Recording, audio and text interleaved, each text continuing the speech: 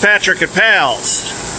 Well, those manifolds belong to these engines, and Joe is swiftly putting them together. Now, some of the things that you can encounter in a situation like this are broken studs.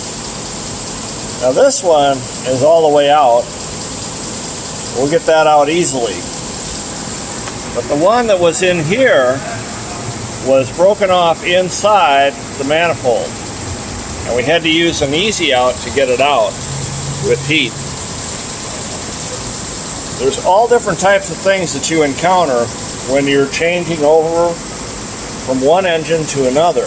Now, this would have happened whether we did a used engine to a used engine, or a used engine, a bad engine to a remanufactured engine. It's just part of the business. When you take these things apart after they've been together for 15 years,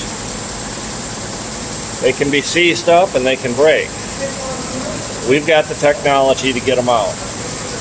If you've got an engine that needs to be replaced on a Ford F-150, bring it to Pals. See you soon.